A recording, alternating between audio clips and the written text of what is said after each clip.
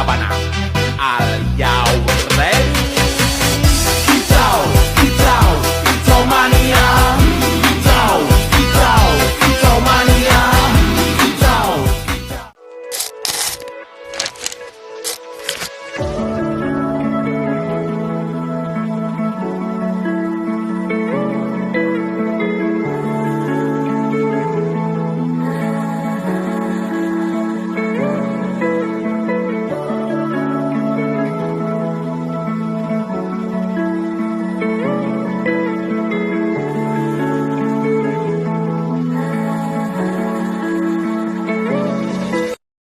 Assalamualaikum warahmatullahi wabarakatuh. Selamat pagi Bapak dan Ibu dosen, penghapus serta teman-teman sekalian. Perkenalkan, saya dari anggota kelompok 8 yang beranggotakan Bima, Adit, Gustriansyah, David Fernanda, dan Felicia. Yang kami hormati Bapak Prof. Fauzi Syah SHMH, Ibu Ari Budiarti SHMH dan Ibu Latifah Hamir SHMH. Pada kesempatan ini, kami dari kelompok 8 akan mempresentasikan materi mengenai sumber daya alam dalam bidang kesehatan. Sumber daya alam merupakan seluruh kekayaan yang berasal dari alam yang dapat dimanfaatkan untuk memenuhi kebutuhan hidup manusia. Dalam bidang kesehatan, SDA memiliki peran yang sangat penting karena hampir seluruh aspek kehidupan manusia bergantung pada sumber daya alam. Air, udara, makanan, hingga bahan obat-obatan semuanya berasal dari alam. Oleh karena itu, dalam presentasi ini kami akan membahas pengertian, jenis, manfaat, penerapan, tantangan, dan upaya pelestarian sumber daya alam dalam kesehatan. Digunakan dalam medis, oksigen medis, air steril, serta bahan dasar obat-obatan dan suplemen. Upaya pelestarian sumber daya alam dapat dilakukan dengan menghemat air, membuang sampah pada tempatnya, mengurangi penggunaan plastik, menanam pohon, serta menjaga kebersihan lingkungan. Langkah-langkah tersebut penting untuk menjaga keberlanjutan sumber daya alam dan kesehatan manusia.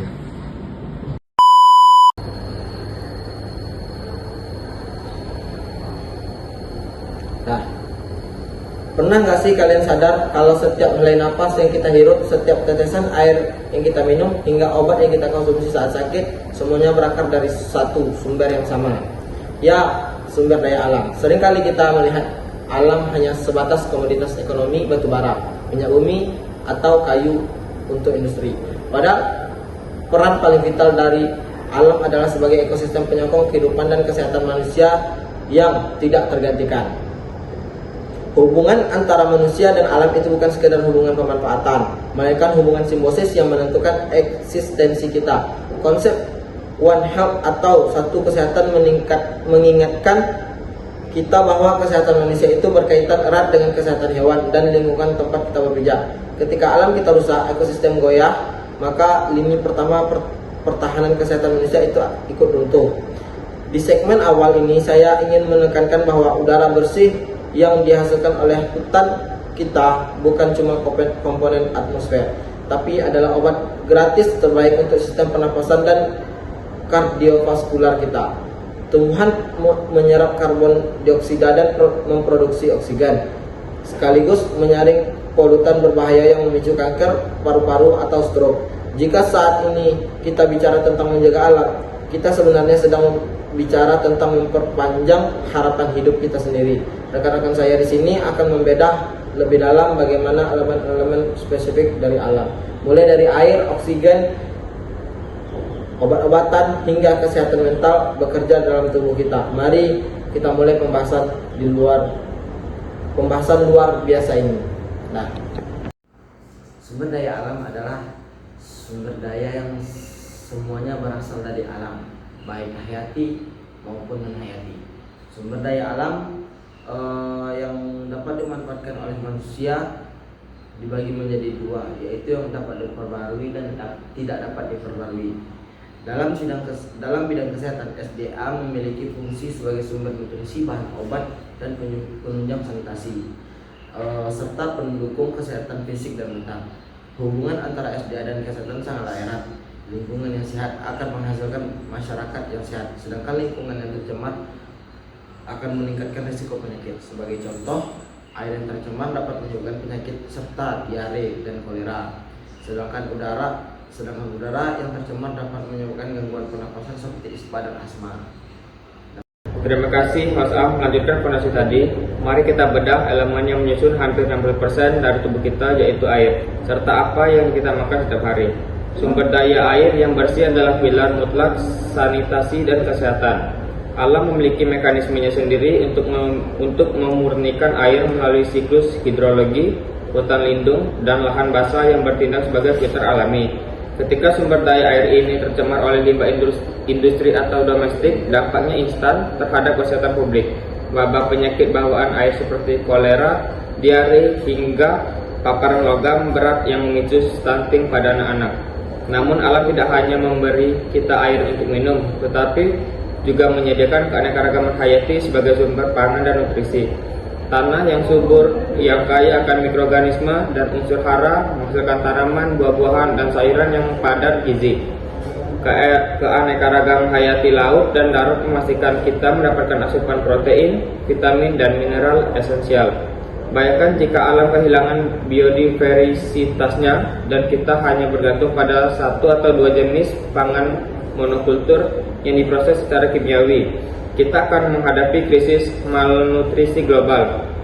Pangan alami dari alam mengandung antioksidan dan senyawa fitokimia yang secara aktif membangun sistem imun kita untuk melawan berbagai penyakit infeksi maupun degeneratif seperti diabetes dan penyakit jantung.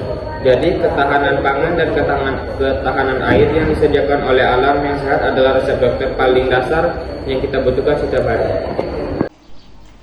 Sumber daya alam yang berperan dalam kesehatan terdiri dari beberapa jenis utama. Yang pertama adalah air, yang merupakan komponen utama tubuh manusia dan berfungsi dalam metabolisme, pencernaan, serta pengaturan suhu tubuh. Yang kedua adanya udara, yang menyediakan oksigen untuk proses respirasi sel dan produksi energi. Yang ketiga adanya tumbuhan obat seperti jahe, kunyit, temulawak, kencur, daun sirih, dan sambiloto yang memiliki berbagai khasiat bagi kesehatan. Yang keempat adanya mineral alam seperti zat besi, kalsium, magnesium, dan yodium yang berperan penting dalam fungsi tubuh manusia.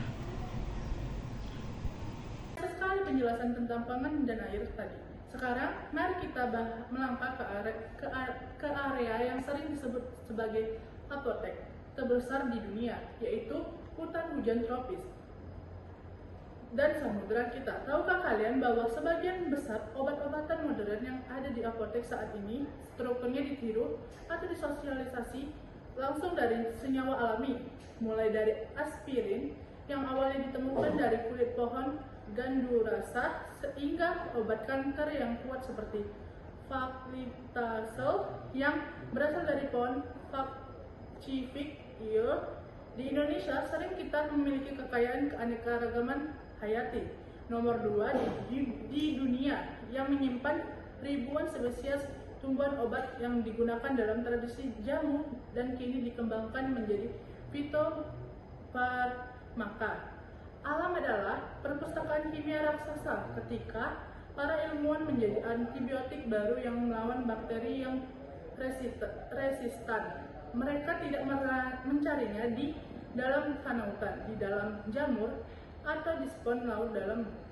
Sayangnya, waktu itu kita saat ini berkejaran dengan waktu. Deforestasi yang masif dan kerusakan terumbu karang berarti kita kehilangan spesies-spesies potensial sebelum kita sempat meneliti khasiat medisnya. Bisa jadi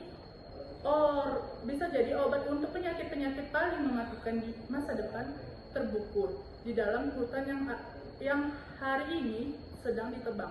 Oleh karena itu, melestarikan sumber daya alam hayati bukan lagi sekedar aksi ramah lingkungan, melainkan investasi kritis untuk masa depan dunia, kedokteran, dan keselamatan generasi medis mendatang. Manfaat SDA dalam bidang kesehatan dapat dibagi menjadi manfaat langsung dan tidak langsung. Manfaat langsung meliputi sebagai sumber pangan bergizi, bahan obat-obatan, serta penunjang kebersihan dan sanitasi. Manfaat tidak langsung meliputi menjaga kesehatan mental, menjaga keseimbangan ekosistem, serta mendukung penelitian medis. Dengan demikian, SDA berperan penting dalam meningkatkan kualitas hidup manusia secara menyeluruh. Penerapan SDA dalam kehidupan sehari-hari. Sini saya melihat bagaimana alam menyembuhkan fisik kita lewat obat-obatan. Tapi jangan lupa bahwa manusia bukan hanya cuma fisik, kita juga punya jiwa dan pikiran. Disinilah peran sumber daya alam dari sisi psikologis dan kesehatan mental masuk. Di era modern yang serba cepat ini, di tingkat stres, kecemasan, dan depresi masyarakat urban melonjak tajam, alam menyediakan penawar gratis untuk semuanya. Ada sebuah konsep di Jepang yang disebut Shinsir Yoku atau mandi hutan, di mana orang-orang menghabiskan waktu di dalam hutan untuk menyerap suasananya. Secara ilmiah, paparan terhadap ruang hijau dan biru seperti pantai atau sungai terbukti secara klinis menurunkan kadar hormon kortisol atau hormon stres dalam tubuh kita. Mengapa demikian? Karena secara evolusioner otak manusia dirancang untuk merespon fakta alami, suara, gemercik air, dan warna hijau biru alam sebagai tanda aman. Berada di alam terbuka merangsang produksi hormon endorfin dan serotonin yang memicu rasa bahagia dan rileks. Bahkan tanaman mengeluarkan senyawa yang disebut phytoncides untuk melindungi diri mereka dari serangga, dan ketika senyawa ini kita hirup, ia dapat meningkatkan jumlah sel pembunuh alami dalam sistem imun kita yang bertugas melawan infeksi dan tumor. Jadi, ruang terbuka hijau di perkotaan, hutan kota, dan taman nasional bukan sekedar tempat rekreasi atau estetika tata kota. Mereka adalah infrastruktur kesehatan mental publik yang esensial untuk menjaga kita tetap waras dan sehat secara psikologis. Pemanfaatan SDA dalam kehidupan sehari-hari antara lain dengan mengonsumsi air putih yang cukup, mengonsumsi makanan bergizi, serta memanfaatkan tanaman herbal seperti jahe dan kunyit. Selain itu, aktivitas di lingkungan dengan udara bersih juga memberikan manfaat bagi kesehatan. Dalam bidang medis, SDA digunakan dalam oksigen medis, air steril, dan bahan dasar obat-obatan dan suplemen. Kenyataan pahit yang sedang kita hadapi, perubahan iklim, degradasi lahan, polusi plastik, dan hilangnya keanekaragaman hayati bukan lagi masalah lingkungan masa depan. Ini adalah krisis kesehatan manusia hari ini. Ketika suhu bumi naik, jangkauan penyakit menular seperti demam berdarah dan malaria semakin meluas ke wilayah-wilayah baru. Ketika polusi udara akibat pembakaran bahan bakar fosil memburuk, jutaan orang meninggal setiap tahunnya karena penyakit pernapasan kronis. Alam sedang mengirim sinyal darurat melalui kesehatan tubuh kita yang kian rentan. Kesimpulannya sangat sederhana namun mendalam. Kita tidak bisa memiliki manusia yang sehat di atas planet yang sakit. Menjaga kelestarian sumber daya alam mulai dari menjaga kebersihan air di sekitar rumah, mengurangi emisi karbon, hingga mendukung kebijakan perlindungan hutan adalah bentuk paling nyata dari upaya preventif. Menjaga kesehatan diri kita dan keluarga. Kesehatan bukan sekedar apa yang kita minum dari botol obat, melainkan bagaimana kita merawat ekosistem yang memberikan kita kehidupan. Sumber daya alam saat ini menghadapi beberapa tantangan seperti pencemaran air, polusi udara, kerusakan hutan, serta eksploitasi yang berlebihan. Permasalahan ini berdampak pada meningkatnya penyakit, menurunnya kualitas lingkungan, serta berkurangnya ketersediaan SDA. Sebagai kesimpulan, sumber daya alam memiliki peran yang sangat penting dalam kesehatan manusia, baik secara langsung maupun tidak langsung. Oleh karena itu, pemanfaatan sumber daya alam harus dilakukan secara bijaksana, bertanggung jawab, dan berkelanjutan. Demikian presentasi dari kelompok kami. Terima kasih atas perhatian Bapak, Ibu dosen, serta teman-teman sekalian.